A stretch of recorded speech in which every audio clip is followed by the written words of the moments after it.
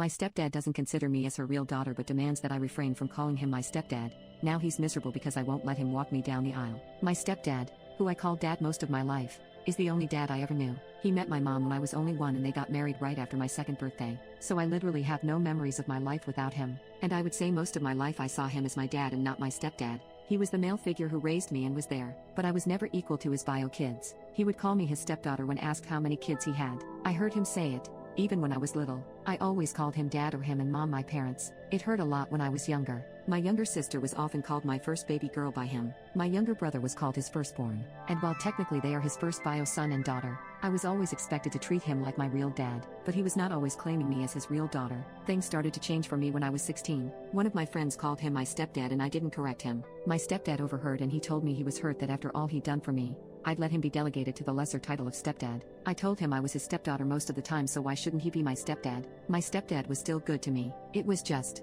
some things really hurt when I was younger, and some things pissed me off when I was older, like the incident above. I did talk to him and his mom about it and I was gaslit into believing he didn't say stepdaughter, or he'd say that sometimes it's important to distinguish, but none of these were doctor appointment incidents. I always felt like it would have been easier if he had been consistent with not my kid for me. At least then I wouldn't have been so confused and hurt as a younger kid. I think it's the ego thing too. He doesn't really love me. He can't and treat me like he does. But it's such a great ego boost to be called dad and to be chased after. I did it for so long. I tried so hard to be worthy of being his daughter. My maternal grandparents noticed. I think what took their notice most was when I was 8, and I was worried I couldn't be his real daughter. I asked my stepdad to adopt me, and he changed the subject. My stepdad's parents and 2 siblings were also there and they looked shocked that I'd asked. I was never called a granddaughter by his parents or a niece by his siblings, but they were grandma and grandpa and auntie and uncle to me. They have stated very clearly I am not a member of their family and I am not to inherit anything, even if it were to come through him. My maternal grandpa really stepped up for emotional support, and when the virus restrictions happened, my fiancé